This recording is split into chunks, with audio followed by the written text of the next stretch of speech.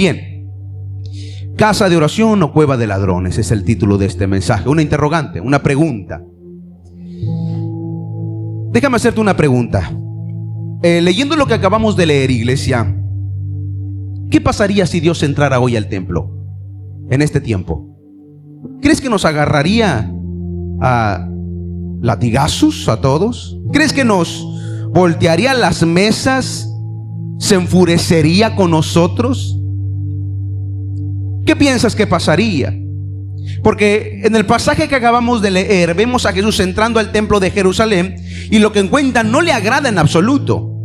En absoluto le agrada lo que acaba de ver. Y en ese momento no tuvo un impulso emocional, para nada. Esto fue un celo de parte de Dios que nació en su corazón. Fue incluso una acción profética lo que Cristo dijo. Fue intencional, fue confrontativo. Jesús estaba aplicando las palabras de dos de los profetas del Antiguo Testamento. Él cita a dos de los profetas del Antiguo Testamento, Isaías 56:7, que dice: mi casa será llamada casa de oración para todos los pueblos. Y luego cita Jeremías 7:11, donde advertía: es cueva de ladrones esta casa sobre la cual es invocado mi nombre. En Isaías, la visión que Dios le dio a Isaías, en esta visión él mostraba el plan original de Dios. El templo debería de haber estado abierto, ese era el propósito de Dios, para todos los que buscaran a Dios con sinceridad. Era un templo que se había creado para la oración, para la reverencia, para ese propósito, para una relación con Dios. Y luego Jehová conecta esto con Jeremías y dice: pero aquí está lo pervertido, porque lo que Jeremías recalca cuando él profetiza en el Antiguo Testamento, él recalca la religiosidad sin arrepentimiento genuino. Escondían el pecado, la injusticia, hacían una adoración falsa. Incluso en el tiempo de Jeremías, el problema era que muchos de ellos afuera cometían pecados a escondidas y luego venían a la iglesia como diciendo: bueno, ya ofrecimos sacrificio, ya vinimos al templo, ya estamos justificados.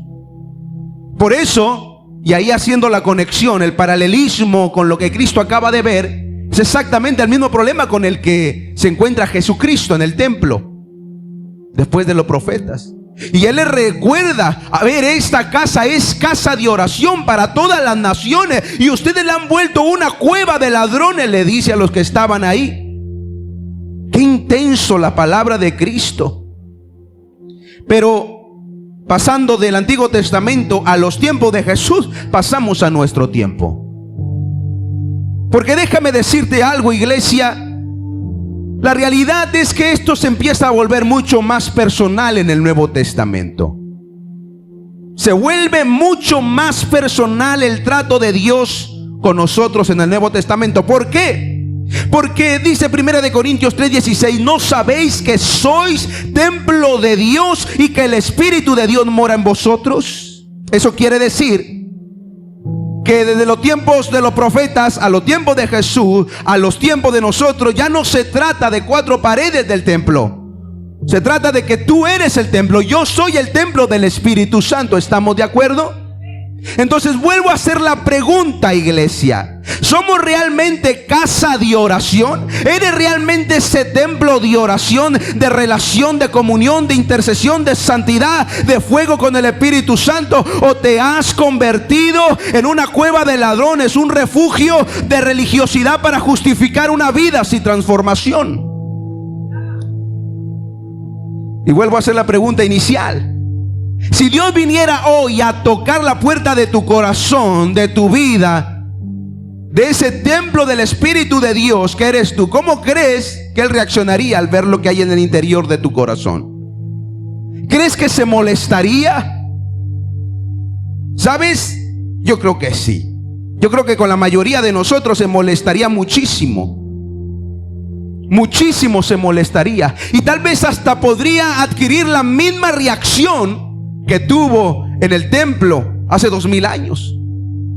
La misma reacción, porque lo que Cristo quiso hacer es limpiar, es purificar el templo para que fuera verdaderamente una casa de oración. Porque tú eres llamado a ser casa de oración, llamado a tener esa relación. Mira, ¿qué es casa de oración? Significa que es un creyente que tiene una comunión constante con Dios, que tiene un altar integrado en su corazón. Es decir, no depende de sus emociones, sino que vive encendido en la presencia de Dios. Eso es ser casa de oración, que tiene una relación con Dios. Y en contraste, ¿qué sería ser una cueva de ladrones, mi hermano? Sería una religiosidad sin transformación. Palabras sin peso, es decir, hablar de fe, pero de una fe que luego no vives. Declaras cosas que no practicas. Eso sería ser una cueva de ladrones. Aplicas una gracia mal entendida. Dices, bueno, ¿qué más da? Dios me va a justificar. Dios me entiende en mis debilidades. Y Dios te entiende porque Él fue como nosotros. Él padeció como nosotros. Pero no lo utilicemos como justificación para hacer lo que queramos. Eso es ser cueva de ladrones. Un corazón dividido que sirve a Dios por fuera, en lo exterior, pero por dentro ama al mundo. En lo público parece que quiere servir a Dios, pero en el interior ama lo que el mundo le ofrece. Eso es cueva de ladrones. Así que, ¿sabes algo? De hecho, yo creo que el Señor a veces nos mete en unos azotes tremendos. Y hablamos el viernes acerca del desierto. El Señor a veces nos mete en una volteadera de mesas interiormente, en nuestro espíritu, en nuestra mente, en nuestro físico. Porque de hecho lo que quiere limpiar el templo, lo que quiere purificarnos, iglesia. Pero mira, déjame llevarte a un proceso de interacción y de acción mutua con el Señor.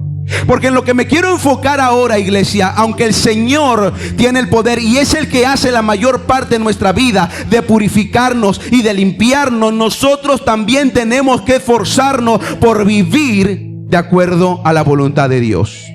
O sea, no podemos simplemente decir, bueno, que Dios se encargue de limpiarme y que Él haga todo. Dios lo hace definitivamente, pero tenemos que entender que tenemos libre albedrío.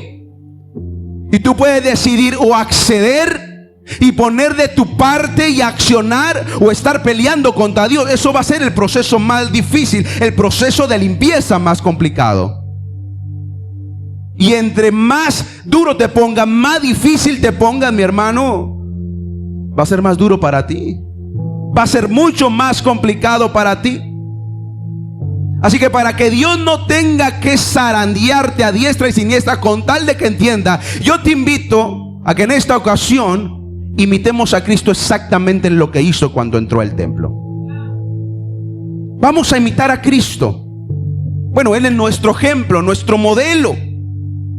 Dios te dio a ti la autoridad y la capacidad de analizarte personalmente y decir, a ver, esto está bien y esto está mal. Yo quiero ser esto y esto no es lo que quiero ser. Dios te dio la capacidad de hacer en cualquier aspecto de tu vida. Tú tienes la capacidad de decidir qué rumbo quieres tomar. Así que si quieres ser verdaderamente una casa de oración y no una cueva de ladrones, yo te invito a que hagas exactamente lo que hizo Cristo. ¿Y qué fue lo que hizo Cristo? Esto se menciona en el Evangelio de Juan, capítulo 2, versículo 15. Fíjate lo que dice. Y haciendo un azote de cuerdas, echó fuera del templo a todos, también las ovejas y los bueyes. Fíjate, esto no lo menciona Marcos, esto lo menciona Juan. Los evangelios van mencionando diferentes situaciones, porque cada perspectiva de los apóstoles era diferente. Pero Juan menciona que Cristo hizo un azote, haciendo un azote de cuerda. O sea, ¿qué quiere decir esto? Yo creo que esto fue lo primero que hizo Cristo al llegar al templo, porque para hacer el azote de cuerda tuvo que prepararse. Yo creo que Cristo entró al templo, entró por la puerta y vio el mercader por todo el templo, la gente robando, vendiendo, viviendo a diestra y siniestra sin tener en cuenta el respeto y la honra a Dios, y hacían lo que querían. Y Dios mira aquello y empieza a hacer el azote, empieza a sacar las cuerdas, y con pura cuerda, con puro azote, dice el pasaje que empezó a echar afuera del templo a todas las personas, a los animales. Empezó a azotarlo y a sacarlo fuera del templo. Esto es lo que tenemos que imitar de Dios, ¿sabes? Iglesia, yo no sé qué aspecto de tu vida tú tienes que tomar cartas en el asunto y literalmente tomar un tiempo determinado, porque estoy hablando de que Jesucristo actuó con predeterminación. Es decir, Él lo planeó desde antes y digo, vamos a hacer esto y voy a hacer esto y voy a sacarlos a todos. Lo que quiero es que tú entiendas el mismo pensamiento de Cristo y digas, a ver, voy a sentarme y voy a empezar a disciplinarme y voy a cambiar estos aspectos de mi vida y voy a quitar esto de mi corazón y voy a hacer esto a un lado de mi vida, porque necesito ser la casa que Dios quiere que yo sea. Y necesita ser bastante agresivo en esto, querido. Con el pecado uno no puede ir despacito. Bueno, hay que se vaya dando a ver qué pasa, a ver si podemos salir. Mi hermano, el pecado jamás va a salir por las buenas. Jamás. Tienes que tomarte del poder que Cristo te dio, de la autoridad que tenemos de Él, de su gracia, y empezar a azotar. No digo que te des de golpes en la espalda, mi hermano, eso no sirve de nada. Me refiero que interiormente, en tu mente y en tu corazón, te discipline a hacer lo que tienes que hacer.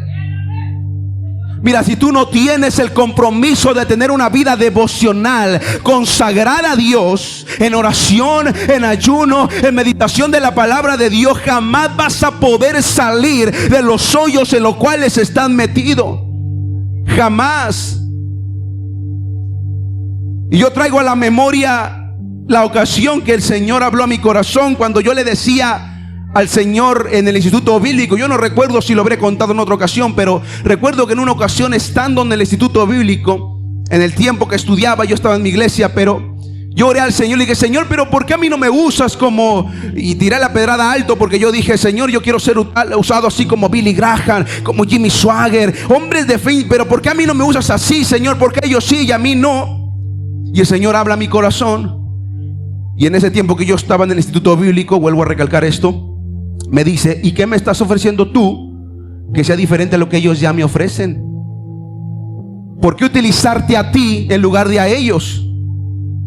¿Qué me estás ofreciendo que sea diferente a ellos? Porque ellos también ayunan, mi hermano, hijo. Y sabes, así estamos nosotros. Queremos cierta libertad, queremos cierta autoridad, queremos que se abran los mares, que se abra el mar rojo en dos, y queremos ver las maravillas y la gloria, pero no estamos dispuestos a pagar el precio que es necesario para salir del hoyo y empezar a ver la gloria de Dios. Necesitas empezar a sacar cuerda y empezar a azotar las áreas de tu vida que necesitan disciplina. Esto es para todos nosotros. Lo segundo que hace Cristo también en estos Marcos y en Juan es que volcó las mesas de los cambistas. Dice, y volcó las mesas de los cambistas, o sea, los que convertían las monedas, los que vendían. Después de que agarró el azote por todos lados, yo imagino a Cristo llegando, viendo las mesas donde tenían todo el dinero, donde estaban cambiando la mercancía, y Cristo llega, las toma y empieza a levantarla y a voltearla por todos lados, furioso, enojado, mi hermano, molesto de verdad. Pues claro, habían convertido la casa de Dios en una cueva de ladrones. La mesa era el lugar donde ponían toda la mercancía y donde estaba todo el cambio y el movimiento. Y eso fue lo que Cristo tumbó. Hay aspectos de nuestra vida, pecados en nuestra vida, ¿sabes qué? Que ya hasta les pusimos mesa. Ya les pusimos mesa. Estamos tan acostumbrados a ello que sencillamente nos acostumbramos y aprendimos a vivir con ello.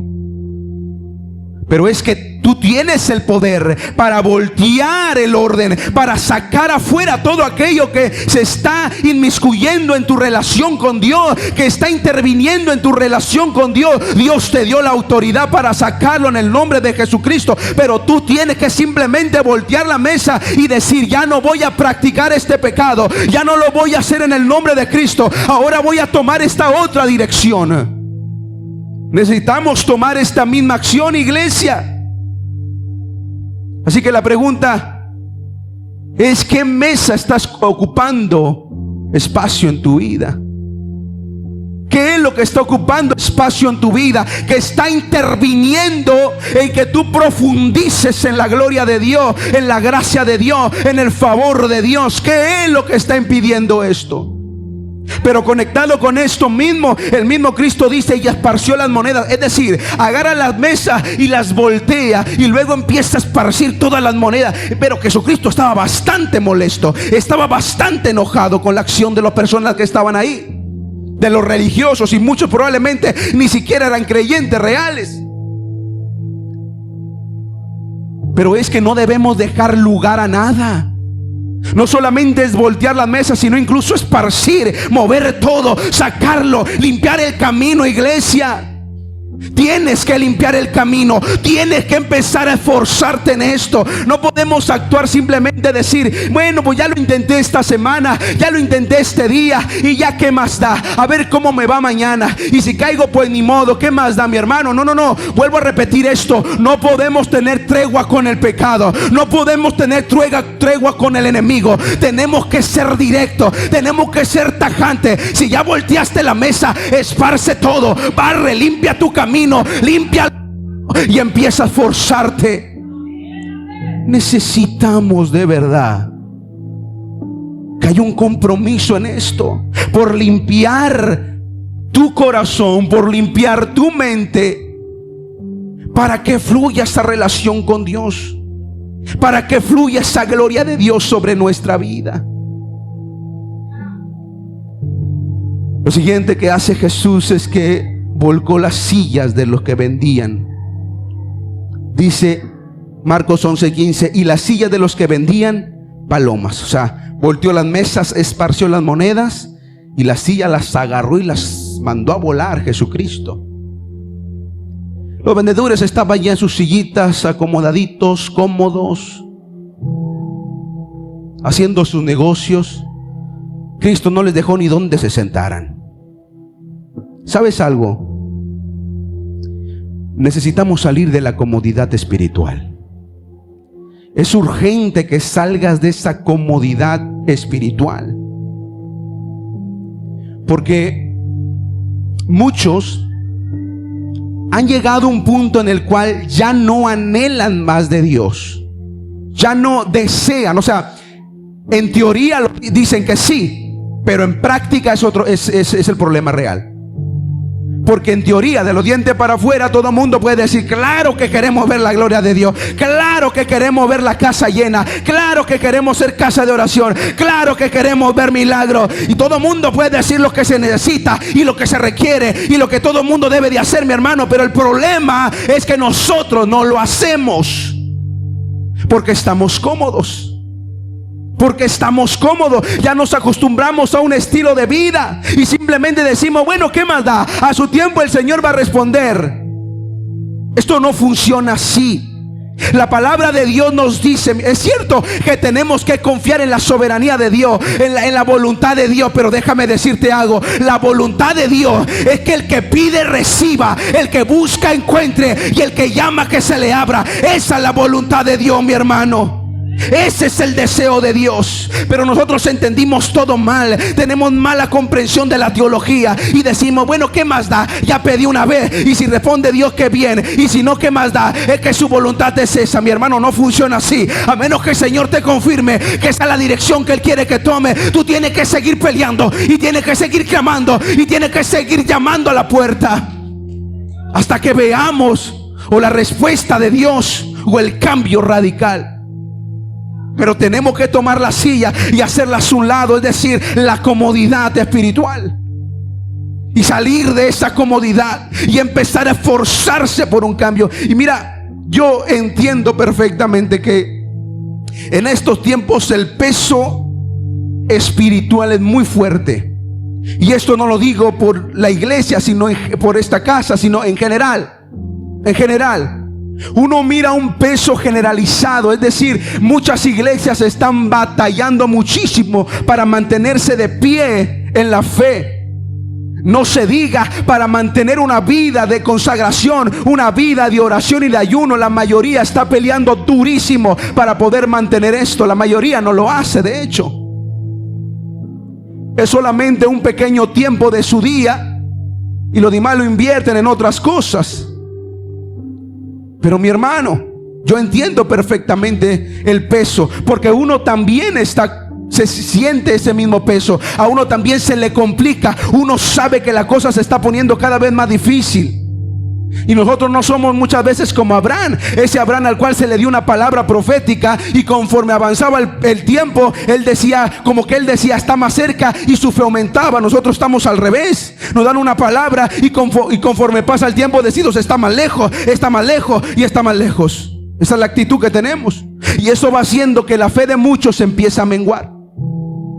Empieza a menguar y ya no va a pasar, y ya no va a suceder, y Dios ya no va a responder, y no importa cuántas veces ya me lo dijo, y cuántas veces ya me lo profetizó, y cuántas veces ya me lo habló, yo creo que ya no va a pasar. Y siempre estamos con esa mentalidad, y nos acomodamos y nos sentamos en la silla y decimos, bueno, con que cumpla, con que cumpla, ¿qué más da ya? Con que vaya a la iglesia, con que esté ahí los domingos, con que esté entre semana. Si esa es la actitud que has estado teniendo durante estas semanas y meses, déjame decirte que te estás convirtiendo en una cueva de ladrones. Por mucho que no nos guste, esa es la realidad. Porque si has perdido la fe, si has perdido la esperanza sólida en que Cristo va a cumplir su promesa, entonces te estás convirtiendo, mi hermano, en una cueva de ladrones que no le cree al Señor, que vive un estilo de fe a su manera, un estilo de cristiandad a su manera, que ya no quiere avanzar, que ya no quiere seguir, que ya no se quiere esforzar. Pero por supuesto que todos sentimos la gana de tirar la toalla, mi hermano. ¿Tú crees que yo no la siento? ¿Tú crees que los pastores no la sienten? ¿Tú crees que Eunice, Manuel, el hermano Treviño o todos los que estamos acá no lo sentimos? Todos y cada uno de nosotros hemos sentido la gana de simplemente tirar todo por la borda y mirar atrás y retroceder. Pero ¿sabe por qué no lo hacemos? ¿Sabe por qué seguimos peleando? Porque el Dios al que yo sirvo no miente. Él no es hombre para mentir, ni hijo de hombre para arrepentirse, mi hermano. Así que simplemente tienes que agarrar la silla y darle vuelo. Dale vuelo a la silla. En serio, enójate, moléstate como Cristo. Y tienes que mantener esta actitud y decir, ¿cómo es posible? ¿Cómo es posible que ya me acomodé? ¿Cómo es posible que ya me acostumbré a que el templo esté de esta manera? A que la casa de Dios esté de esta manera. Esta no es la casa que Dios quiere. Este no es el templo que Dios quiere. Ese debería de ser nuestra actitud, ¿sabes?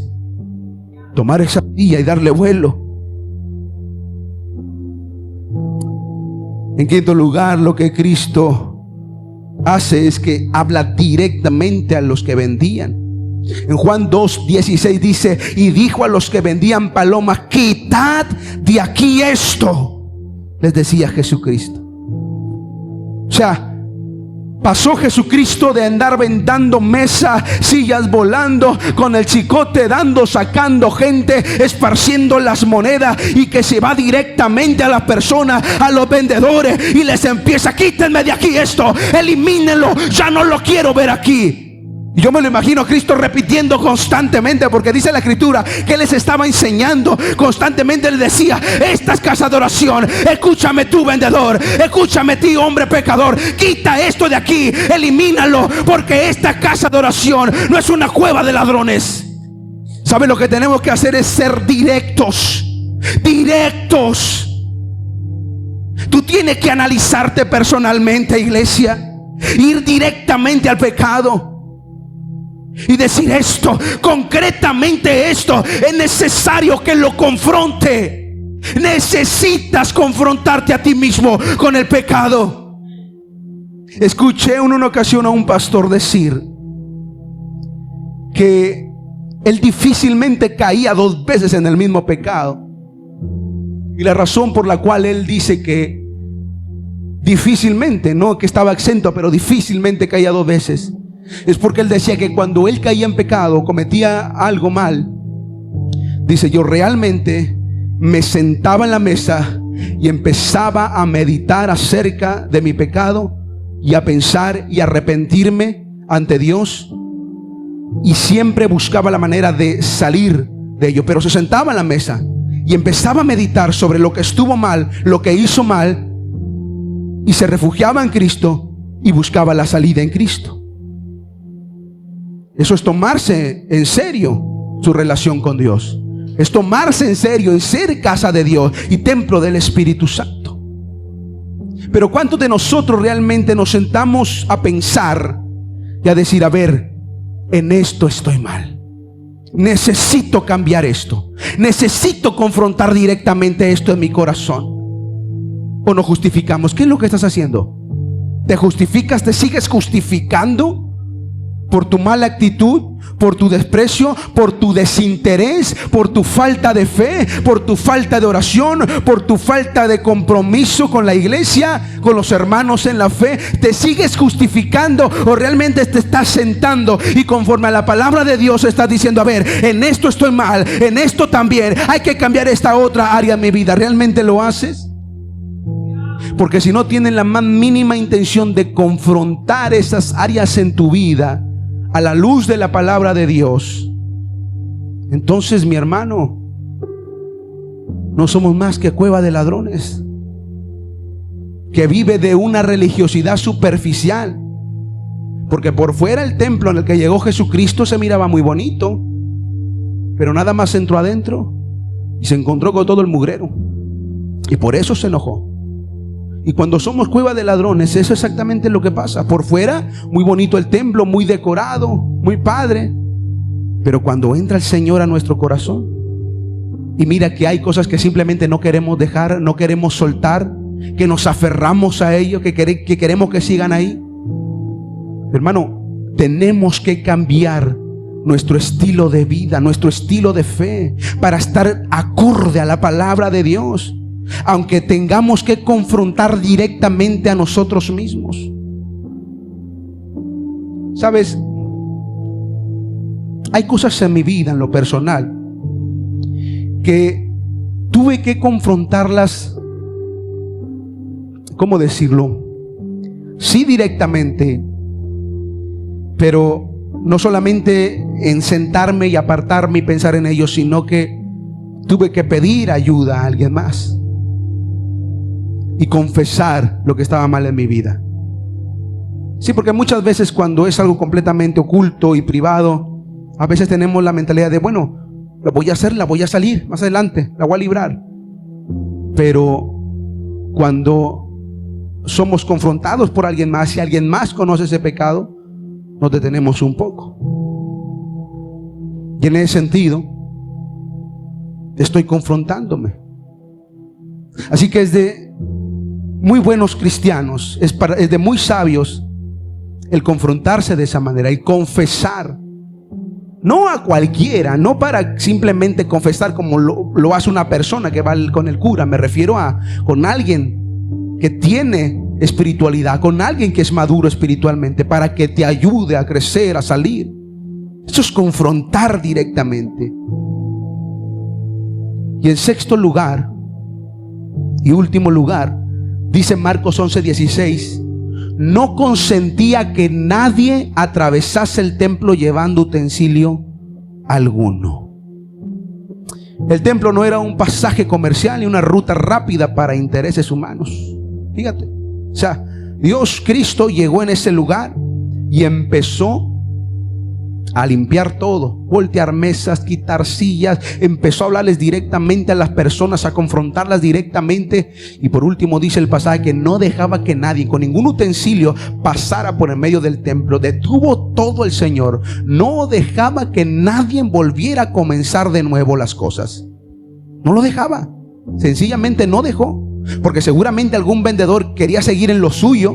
Cristo estaba volteando mesas y aquellos querían agarrar sus utensilios e irse o moverse o seguir con su mercancía, pero Cristo simplemente se paró y había, aquí nadie se mueve, aquí nadie pasa otra vez, aquí nadie va a volver a pasar con los utensilios. Mi hermano, esa debe de ser la actitud de nosotros con el pecado. No podemos dejar que el enemigo ande pasando por nuestra vida, por nuestra mente y por nuestro corazón, así como se le da su regalada gana. Tenemos que en el nombre de Cristo detener, a ver, esto está mal, esto no está bien. Mira, si tú tienes un problema con el chisme, lo peor que podrías hacer es dejar que venga un hermanito y una hermanita a decirte, mira, no supiste lo del hermanito aquel que estuvo haciendo esto, no supiste que los pastores, que el hermanito, la hermanita aquella que pasó. Es lo peor que podrías hacer. No dejes que el enemigo ande volviendo a pasarse por enfrente de ti si sabe que tienes un problema. No simplemente deshazte de ello.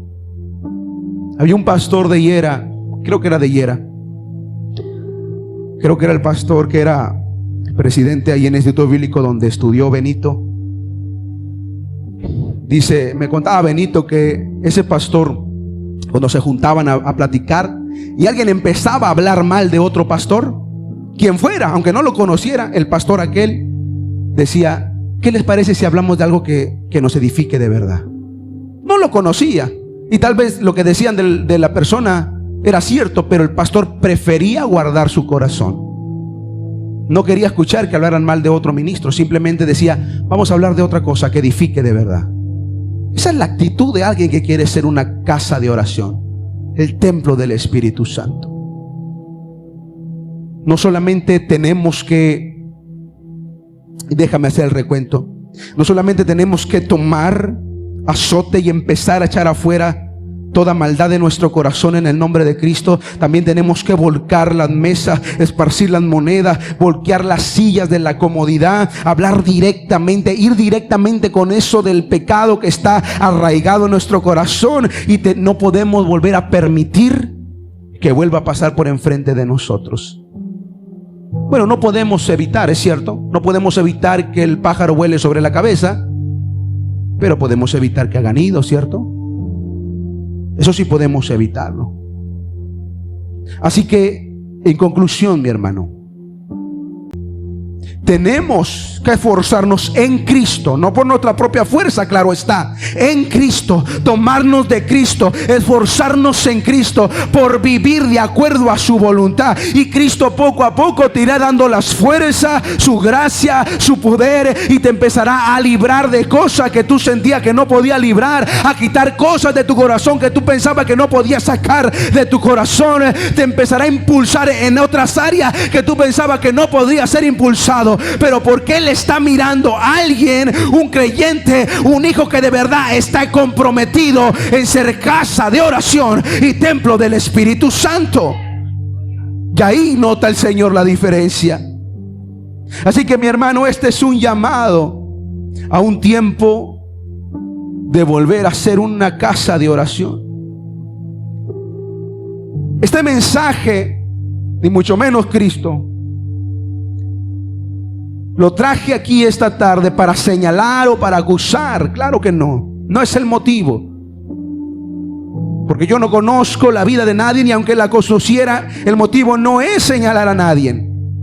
Al contrario, se trata de despertar, se trata de restaurar. No importa qué tan lejos te sientas, no importa qué desanimado te sientas, mi hermano, este es el día en el cual simplemente entrégale todo al Señor. Todo peso que haya en tu corazón, que tú sientas que está ensuciando el templo de Dios, que tú sientas que está ensuciando la casa de Dios, tu relación con Dios, simplemente entrégaselo al Señor. Este es el llamado de esta tarde, iglesia, que tú vuelvas a ser casa de oración. Que si sientes que estás empezando a llenar, a acumular en tu corazón y en tu espíritu esa mugre, esa suciedad, ese pecado, sea cual sea el pecado, puede ser incredulidad, puede ser lascivia, puede ser lo que quiera, pero si sientes que está entrando, mi hermano, es momento de limpiar y decir: Señor, te lo entrego. Hay que echarlo fuera en el nombre del Señor Jesús,